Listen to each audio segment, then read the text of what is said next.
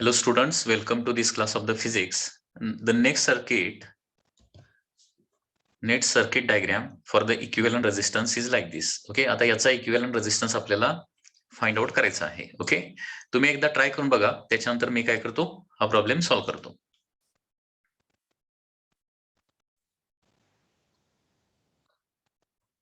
आता याच्यामध्ये याचं थोडंसं इक्विव्हॅलंट सर्किट म्हणजे सिम्प्लिफाईड सर्किट काढता येते का बघा. ओके, तर त्याच्यासाठी काय करतो, आता हा बी पॉइंट जो आहे तो इथं आहे, बरोबर आहे ना. हा बी पॉइंट जो आहे तो या सर्कलवर आहे. तो बी पॉइंट मी इथं पण घेऊ शकतो किंवा बी पॉइंट इथं कंटिन्युअसली ट्रान्सफर करू शकतो, इथं पण ट्रान्सफर करू शकतो. बी पॉइंट या ठिकाणी सगळीकडे कुठेही ट्रान्सफर करू शकतो, इथं देखील ट्रान्सफर करू शकतो. ओके, म्हणजे मध्ये रेझिस्टन्स नसेल तर तो बी पॉइंट त्या कंटिन्युअस पाथवर कुठेही आपण ट्रान्सफर करू शकतो, हे लक्षात घ्या. ओके, आपल्याला इक्विव्हॅलंट रेझिस्टन्स कुठल्या दोन पॉइंट मधल्या काढायला सांगितलं आहे, ए आणि बी मधला. That is the important thing. Okay, equivalent resistance between A and B find out करायला सांगितलंय. आता ए आणि बी च्या मध्ये सगळे रेझिस्टन्सेस आपल्याला जोडायचे आहेत. ठीक आहे. आता 6R जो रेझिस्टन्स आहे कुठे आहे, ओ आणि बीच्या मध्ये. 9R कुठे आहे, ओ आणि बीच्या मध्ये, मधला पॉइंट ओ आहे, लक्षात येत आहे. आणि 12R जो आहे तो देखील ओ आणि बीच्या मध्ये आहे. ओके, म्हणजे 6R, 9R, 12R, ओ आणि बी या दोन कॉमन पॉइंटच्या मध्ये आहेत, म्हणजे ते सगळे पॅरल मध्ये असले पाहिजेत. आणि हा आर जो आहे तो ए आणि ओच्या मध्ये आहे, म्हणजे आपल्याला काय करावं लागेल, इथं ओ आणखी एक मध्ये पॉइंट घ्यावा लागणार आहे, म्हणजे सगळी सर्किट डायग्राम व्यवस्थित काढता येईल. म्हणजे हा पहिला जो आर आहे तो कुठं आहे, ए आणि ओच्या मध्ये, असं होणार. त्याच्यानंतर हा 6R जो आहे तो ओ आणि बीच्या मध्ये आहे, झाला 6R. त्याच्यानंतर 9R देखील ओ आणि बीच्या मध्ये आहे, 9R. आणि हा 12R जो आहे ना तो देखील काय आहे, ओ आणि बीच्या मध्ये आहे, 12R. ठीक आहे.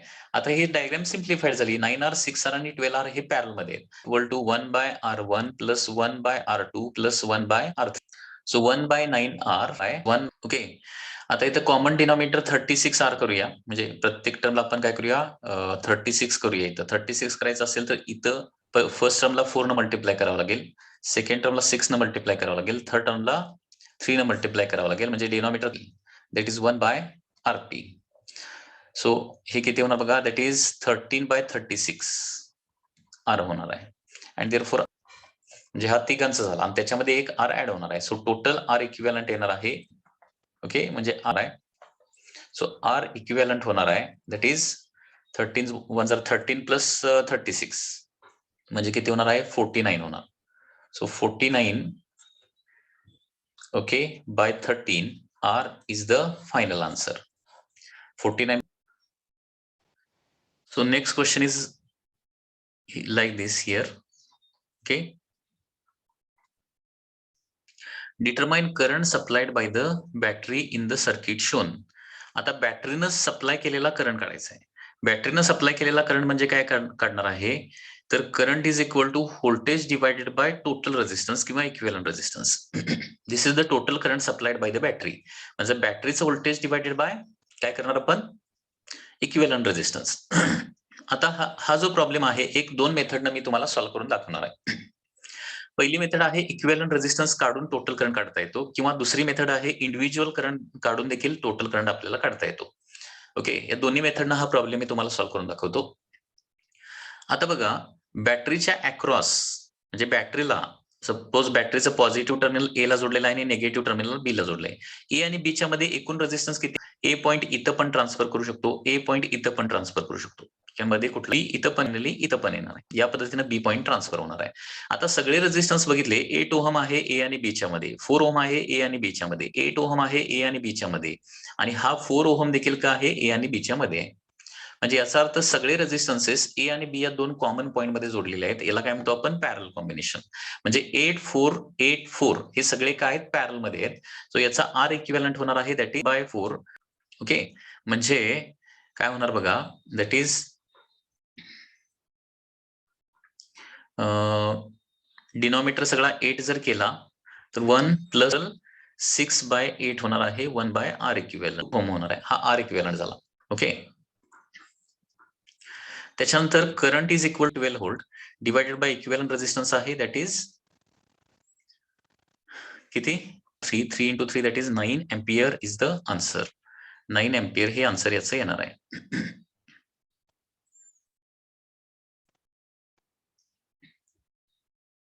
ओके, लक्षात आलं. आता दुसऱ्या मेथडनं देखील काय करू शकतो मी, याचा बॅटरीनं सप्लाय केलेला टोटल करंट फाइंड आउट करू शकतो. ही दुसरी मेथड काय येणार बघा. ही डायग्राम पुन्हा एकदा ऍज इट इज घेतो मी.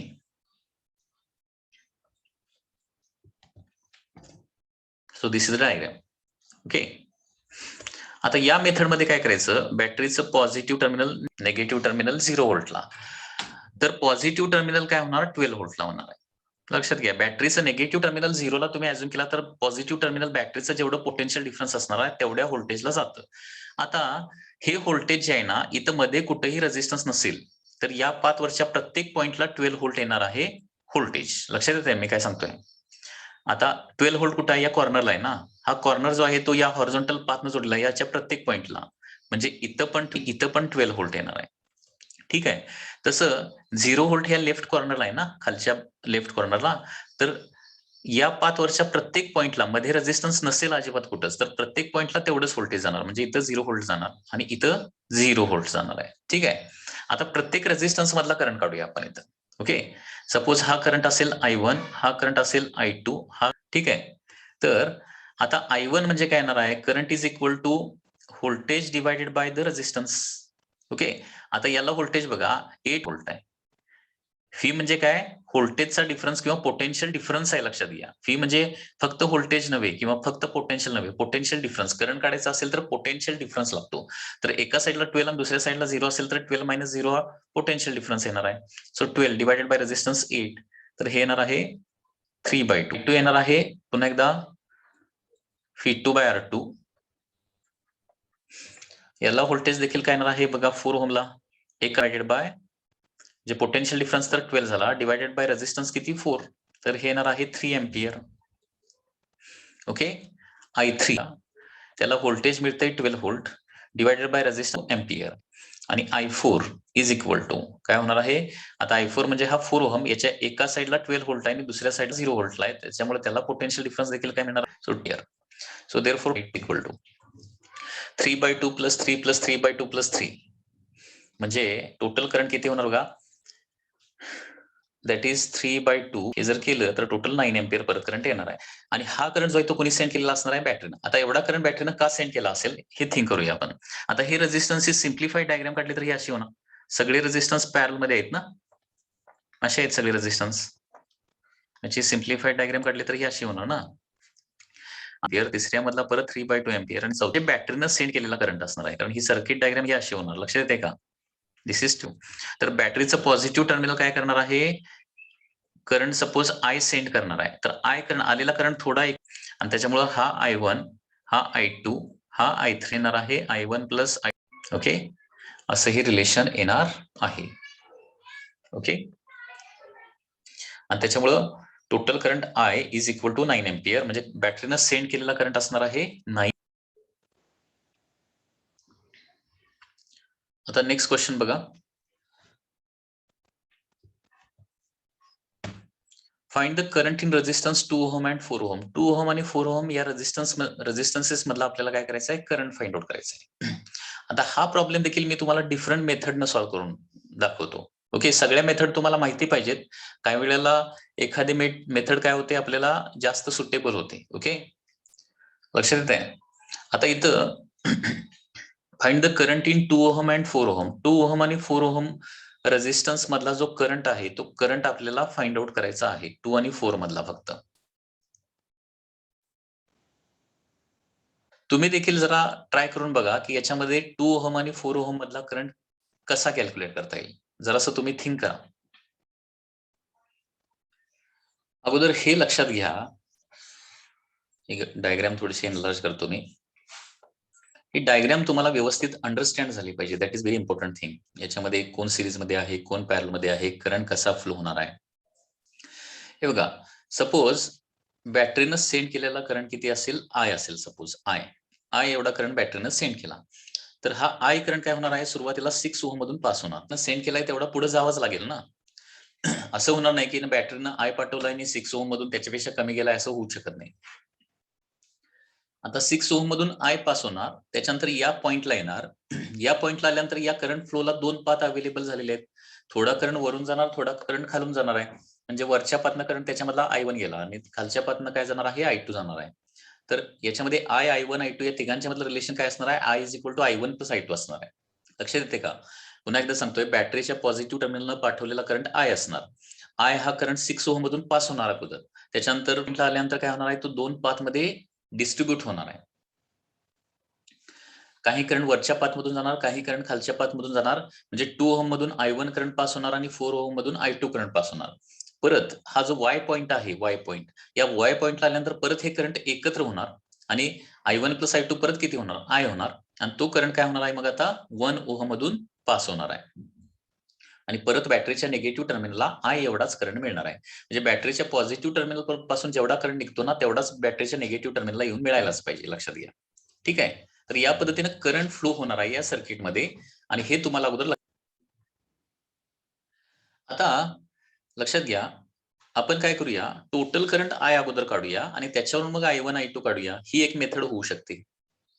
टोटल करंट I म्हणजे बॅटरीनं सेंड केलेला करंट. आता टोटल करंट I काढण्यासाठी आपल्याला इक्विव्हॅलंट रेझिस्टन्स काढावा लागेल ना इथं.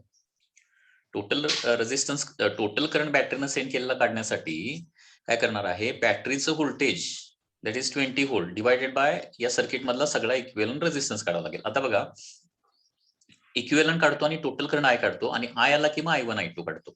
ही एक मेथड झाली. ओके, याच्या व्यतिरिक्त पण मेथड आहे, त्या पण मी तुम्हाला सांगणार आहे. ओके, R इक्विव्हॅलंट कसं काढणार, आता 2 आणि 4 चा अगोदर इक्विव्हॅलंट काढूया. 2 आणि 4 चा इक्विव्हॅलंट मल्टिप्लिकेशन बाय ऍडिशन होणार ना. म्हणजे इथे येणार मल्टिप्लिकेशन इज 8, ऍडिशन इज 6, म्हणजे 4/3 येणार. आणि मग आता 6 त्याच्यानंतर 4/3 आणि हा 1 हे सिरीज मध्ये ला सिरीज मध्ये कोण येणार आहे, या दोघांचा पॅरल म्हणजे 4/3 आणि होणार आहे. लक्षात येतं ना, हे सगळे सिरीज मध्ये आहेत. कारण 1 ओहम जो आहे ना, तो इथं काढलाय म्हणजे तो पॅरल नाहीये, लक्षात घ्या. 1 ओहम पाठीमागे आणून मी इथं पण जोडू शकतो, लक्षात घ्या. त्या पाथवर कुठेही तो रेझिस्टन्स आपण जोडू शकतो. लक्षात येते का? तर R इक्विव्हॅलंट होणार आहे 6 + 4/3 + 1 म्हणजे काय होणार आहे, 18 divided by 3. So R equivalent होणार आहे दॅट इज 5/3 ओहम. ओके, बरोबर ना. R इक्विव्हॅलंट लक्षात आला का अगोदर?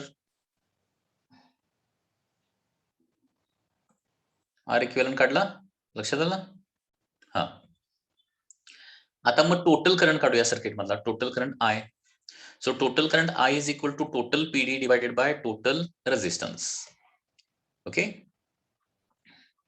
मग आता फी किती आहे, 20 व्होल्ट आहे आणि इक्विव्हॅलंट रेझिस्टन्स किती आला आपला, 25/3 आला. ओके, सो 20 डिवाइडेड बाय 25/3, याला 5 न डिवाइड करतो, 12 डिवाइडेड बाय 5 एम्पियर हा टोटल करंट येणार आहे. टोटल करंट आला. आता एवढाच पार्ट, हा जो पार्ट आहे ना 2 ओहम आणि 4 ओहमचा पार्ट, तेवढाच पार्ट आता थोडासा कन्सिडर करा. हा 2 ओहम आहे दॅट इज, आणि तो काय होणार आहे, या दोन पाथ मध्ये डिस्ट्रीब्यूट I1 + I2 येणार. बरोबर ना. 12/5 येणार आणि हा दोन पाथ मध्ये डिस्ट्रीब्यूट होणार आहे. 12/5 is equal to I1 + I2 येणार आहे आणि त्याचबरोबर I1/I2 लक्षात येते ना, कारण पॅरल कॉम्बिनेशन मध्ये व्होल्टेज तेवढंच असतं. जेवढं व्होल्टेज 2 ओहमला असणार तेवढंच काय असणार आहे, 4 ओहमला व्होल्टेज असणार आहे, म्हणजे पोटेन्शियल डिफरन्स असणार आहे. आणि पोटेन्शियल डिफरन्स सेम असेल तर फी म्हणजे 2 ओहमला जेवढा पीडी असणार तेवढाच 4 ओहमला जर पीडी किती, त्याच्यातला करंट × I2 असलं पाहिजे. आणि त्याच्यामुळे I1/I2 इज इक्वल टू काय येणार आहे, R2/R1 येणार आहे. म्हणजेच काय येणार आहे, दॅट इज 4/2 येणार आहे, 2I2 येणार आहे. लक्षात येते का? काय स्टेप्स फॉलो करायच्या, या स्टेप्स लक्षात ठेवा नेहमी, ह्याच कधी चेंज होत नाहीत. पॅरल कॉम्बिनेशन मधला प्रत्येक रेझिस्टन्स मधला करंट काढायचा असेल तर पहिली गोष्ट म्हणजे total current equal to R2/R1, हे दोन इक्वेशन कंपल्सरी आपल्याला वापरावे लागतात. I is equal to I1 + I2 आणि I1/I2 is equal to R2/R1. Okay, मग आता हे इक्वेशन आणि हे इक्वेशन हे कंबाईन करूया आता. सो 12/5 प्लस, ओके, सो 3 इकडे जाऊन डिवाइड होणार, 3 4 जा 12, 4/5 इज इक्वल टू काय येणार आहे, I2 येणार. 4/5 ampere is equal to I2 येणार आहे.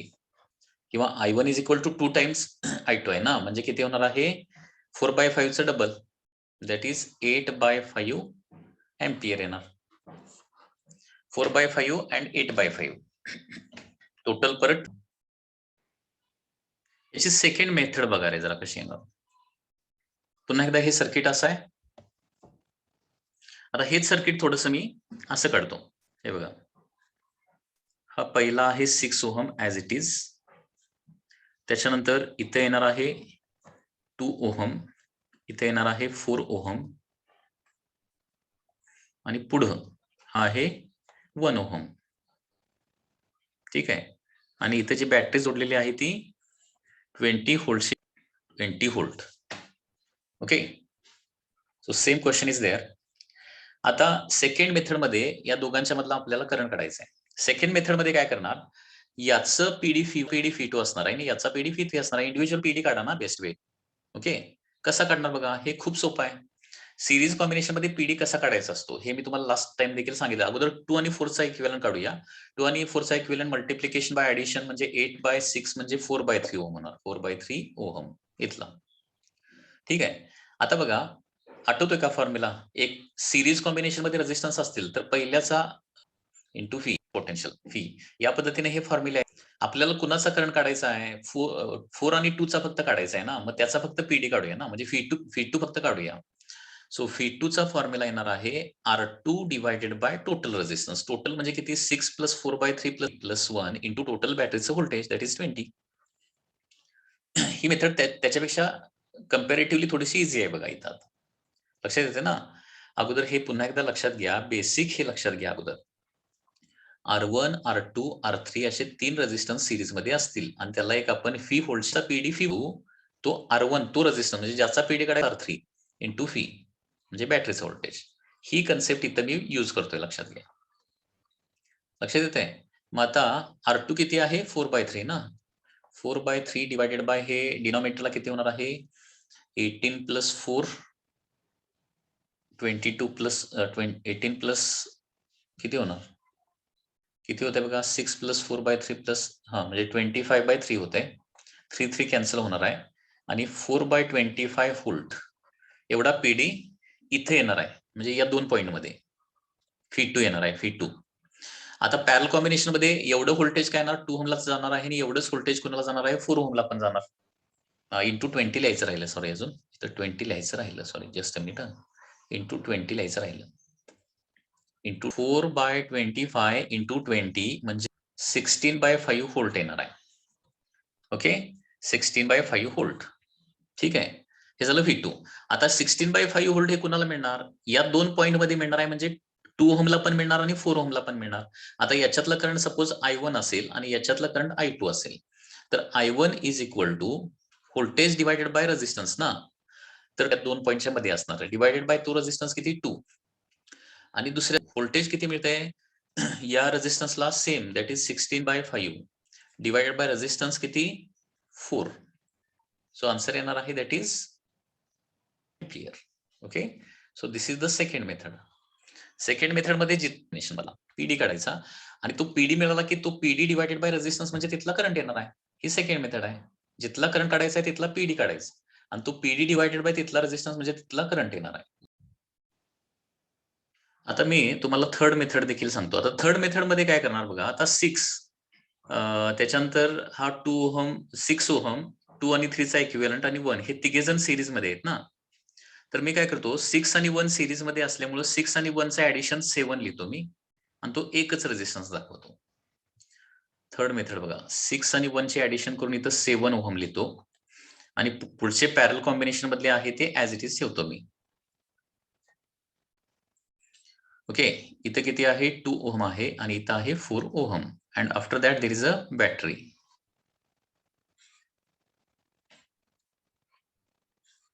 That is of 20 volt. आता इथं काय करायचं आहे बघा, बॅटरीचं निगेटिव्ह टर्मिनल जे आहे ना ते मी 0 व्होल्टला अझ्युम करणार. म्हणजे हे व्होल्टेज इथं पण 0 व्होल्ट जाणार आहे. म्हणजे मध्ये रेझिस्टन्स नसेल तर सेम व्होल्टेज काय होतंय? सगळ्या पॉइंटला ट्रान्सफर होतंय. आता बॅटरीचं निगेटिव्ह टर्मिनल मी 0 व्होल्टला अझ्युम केलं तर पॉझिटिव्ह टर्मिनल येणार आहे 20 व्होल्टला. तर इथं पण 20 व्होल्ट येणार मग. ओके, आता इथलं व्होल्टेज आपल्याला माहिती नाही. हे व्होल्टेज काढायला लागलोय मी, पोटेन्शियल डिफरन्स नव्हे, पोटेन्शियल काढायला लागलोय. पोटेन्शियल, आता या पॉईंटचं पोटेन्शियल सपोज एक्स असेल, हे एक्स ची व्हॅल्यू काढणार आहे मी. मेथड बघा, लक्षात येते का बघा मेथड? ठीक आहे, बॅटरीचे निगेटिव्ह टर्मिनल मी 0 व्होल्टला अझ्युम करणार आहे. पॉझिटिव्ह टर्मिनल काय येणार ऑटोमॅटिकली 20 व्होल्टला आणि 0 व्होल्ट मी काय केलेलं आहे ट्रान्सफर केलेला आहे त्या पाथवर. म्हणजे या पाथवर एका पॉइंटला 0 व्होल्ट असेल तर त्या पाथवरच्या सगळ्या पॉइंटला काय असतं 0 व्होल्ट असतं. आता एक्स या पॉइंटला काय होणार आहे बघा, इकडून काहीतरी सर्टन करंट असणार आहे, इकडून काहीतरी सर्टन करंट असणार आणि इकडून काहीतरी सर्टन करंट असणार आहे. तिन्ही करंटची सम काय असते 0 असते. Because algebraic sum of all incoming and outgoing current is equal to 0 असणार आहे. ऍक्च्युली हे असं होणार, इकडून करंट आला तर तो करंट काय होणार आहे, इकडे जाणार आहे आणि इकडे जाणार आहे. हा करंट सपोज I1 आहे, सॉरी हा करंट सपोज I1 आहे, हा करंट I2 आहे, प्लस 0 करणार. ऍक्च्युली हा किर्शॉफ्स करंट लॉ आहे जो आपण नंतर स्टडी करणार आहे. तर किर्शॉफ्स करंट लॉ काय सांगतो की एखाद्या पॉइंटला करंट स्टोर होत नाही किंवा डिस्ट्रॉय होत नाही. जेवढा करंट येणार आहे तेवढा सगळा करंट निघून जाणार आहे, जेवढा करंट येणार आहे तेवढा सगळा करंट निघून जाणार आहे, अजिबात स्टोर होत नाही. त्याच्यामुळे त्या पॉइंटला I1 plus I2 plus I3 या सगळ्याची सम काय येणार आहे 0. ठीक आहे. आता बघा इथं हा आय अगोदर काढूया, हा आय जो आहे ना हा आय करंट काढूया. आता करंट म्हणजे काय, इथलं व्होल्टेज इथला potential difference divided by resistance. आता 7 ओहमला पोटेन्शियल डिफरन्स किती होणार बघा, तर एका साईडला एक्स आहे आणि दुसऱ्या potential difference divided by resistance is 7 plus I1 म्हणजे काय येणार आहे 2 ओहमला असणारा पीडी डिवायडेड बाय तिथला रेझिस्टन्स. आता 2 ओहमच्या एका साईडला आहे एक्स लेफ्ट हँड साईडला आणि राईट हँड साईडला आहे 0, म्हणजे याचा पीडी किती येणार आहे x minus 0 that is x आहे. हा करंट कसा येणार आहे I2 म्हणजे 4 ओहम या रेझिस्टन्स मधला करंट. ओके, त्याच्या एका साईडला आहे एक्स आणि दुसऱ्या साईडला आहे 0 व्होल्ट, म्हणजे याला पोटेन्शियल डिफरन्स किती येणार आहे एक्स मायनस 0 म्हणजे एक्स डिवायडेड बाय रेझिस्टन्स किती 4 इज इक्वल टू 0. हे सॉल्व्ह केल्यानंतर आपल्याला एक्स ची व्हॅल्यू मिळते, म्हणजे इथलं पोटेन्शियल मिळतं आपल्याला. ओके, लक्षात येते. आता मी डिनॉमिनेटर सेम करतो. डिनॉमिनेटर सेम करण्यासाठी आपल्याला आता इथं कितीनं मल्टिप्लाय करावं लागणार आहे 28 डिनॉमिनेटर करूया. 28 डिनॉमिनेटर करण्यासाठी इथं 4 न मल्टिप्लाय करायला पाहिजे. 4x मायनस 80 प्लस इथं 28 करण्यासाठी आता 14 न मल्टिप्लाय करावं लागेल 14x प्लस इथं 7 न मल्टिप्लाय करायला पाहिजे 7x is equal to denominator 28 होणार. 28 राईट हँड साईडला आला तर 28 इंटू 0 म्हणजे 20 झिरोच होणार आहे. डिनॉमिनेटर 28 केला, राईट हँड साईडला आणला 0 इंटू 28 म्हणजे 0च होणार आहे. आता बघा 4x 14x आणि 7x म्हणजे 25x होणार. 25x बरोबर आहे ना. 14 plus 4 18 plus 7 25x is equal to minus 80चं दॅट इज 80 डिवाइड बाय 25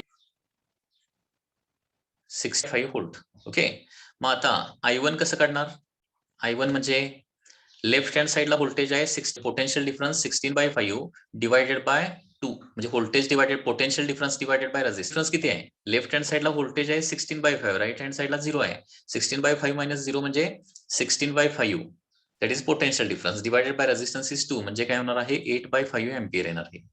आणि मग I2 किती येणार आहे, दॅट इज लेफ्ट हँड साईडला येणार आहे 16/5, राईट हँड साईडला 0 या 4 ओहमला देखील डिवायडेड बाय 4 म्हणजे पुन्हा एकदा सर. ओके, या 3 मेथड मध्ये कंपॅरेटिव्हली आपल्याला आता या स्टेजला आपल्याला सेकंड मेथड जी आहे ती थोडीशी इझी वाटलेली आहे. म्हणजे सेकंड मेथड मध्ये काय केलं होतं लक्षात घ्या, एखाद्या रेझिस्टन्स मधला करंट काढायचा असेल तर त्या रेझिस्टन्स मधला पीडी काढला. म्हणजे फॉर एक्झाम्पल इसेल तिथलं व्होल्टेज होतं, that second voltage V2 is equal to काय होणार आहे, दॅट इज डिवायडेड इंटू बॅटरीचं पोटेन्शियल डिफरन्स. या पद्धतीने इथला पोटेन्शियल डिफरन्स आपण काढला आणि potential difference divided by resistance म्हणजे त्या ठिकाणचा current. Okay,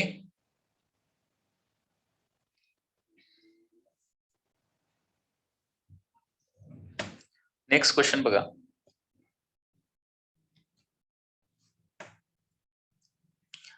calculate current shown by the ammeter A in the circuit shown in the figure.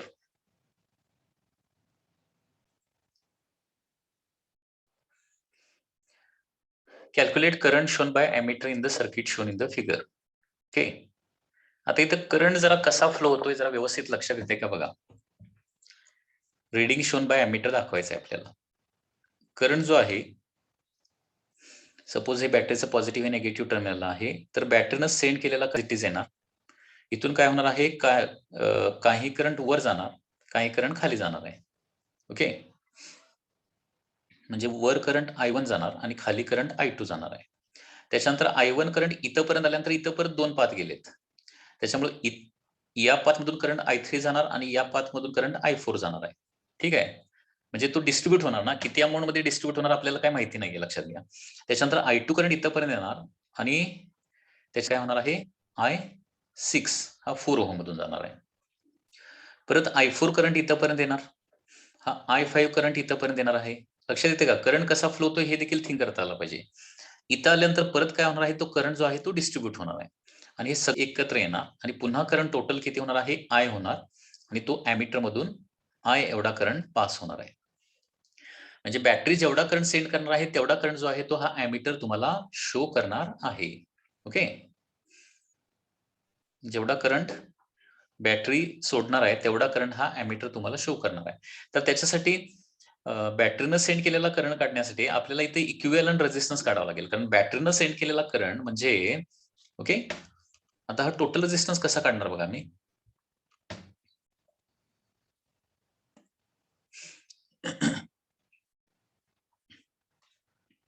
Suppose हा पॉइंट ए आहे आणि हा पॉइंट बी आहे. Okay, suppose this is point B. A आणि B च्या मध्ये A point, okay, and here there is a point B.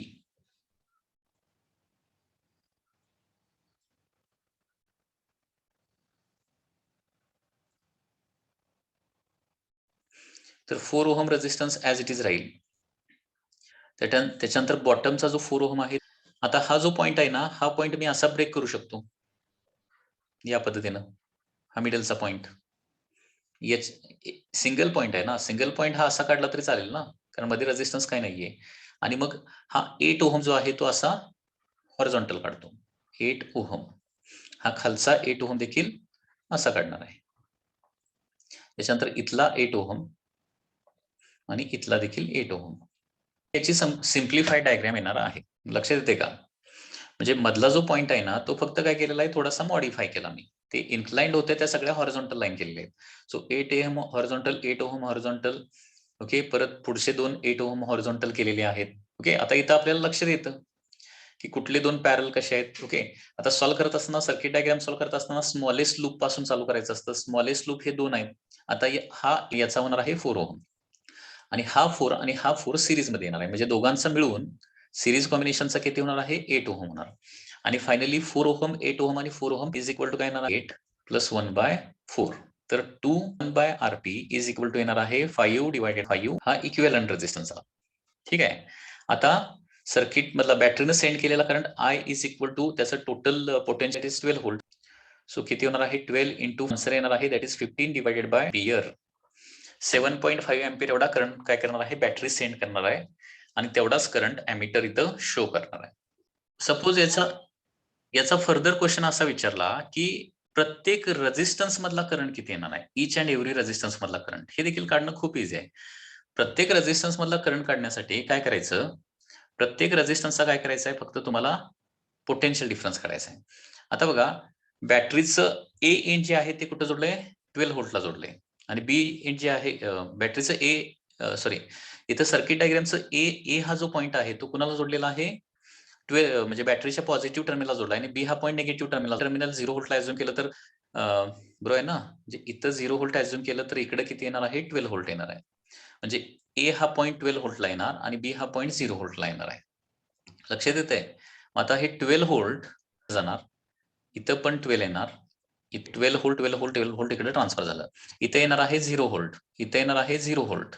आता बघा, पहिला 4 ओहम टॉपचा 4 ओहम जो आहे त्याच्यामधला करंट विचारला तर त्याला पोटेन्शियल डिफरन्स किती येणार बघा, एका साईडला 12 आहे, दुसऱ्या साईडला 0 आहे. म्हणजे पोटेन्शियल डिफरन्स झाला 12 डिवायडेड बाय 4 म्हणजे किती येणार, इथला करंट येणार आहे 3 एम्पियर. पोटेन्शियल डिफरन्स येणार आहे 12 व्होल्ट डिवायडेड बाय 4 म्हणजे इथला करंट देखील येणार आहे 3 एम्पियर. आता या पाचचा, आता बघा 8 चा इथे किती येणार आहे, 4 ओहम येणार आणि 8 चा 4 ओहम येणार आहे. 4 आणि 4 सिरीज मध्ये असले तर काय होणार आहे, दोघांच्या मध्ये व्होल्टेज जे आहे ते डिस्ट्रीब्यूट होते ना. म्हणजे इथं 12 व्होल्ट असेल तर इथे येणार आहे 6 व्होल्ट आणि इथे येणार आहे 0 व्होल्ट. काय सांगितलं लक्षात, ओहम असेल 0 व्होल्ट असेल ना, तर मध्ये इक्वल रेझिस्टन्स असले तर बरोबर 4 ओहमचा पीडी म्हणजे काय येणार, 4 ओहमचा PD that is that resistance divided by total resistance असं करू शकताय. आता मधलं इथं 6 व्होल्ट आलं तर बघा आता हा जो 8 ओहम आहे, आता सगळ्यांना सेमच कंडिशन आहे. कुठलाही रेझिस्टन्स जर घेतला, एका साइडला 12 व्होल्ट, दुसऱ्या साइडला 6 व्होल्ट म्हणजे पोटेन्शियल डिफरन्स 6 व्होल्ट येणार आहे आणि 6 व्होल्ट डिव्हायडेड बाय एवढाच याच्यातला येणार आहे. 6/8 अँपिअर तेवढाच इथला येणार आहे मला. लक्षात येते का? तर या पद्धतीने हा प्रॉब्लेम आहे. इंडिव्हिज्युअल सगळे करंट तुम्हाला काढता आले पाहिजेत. Okay students.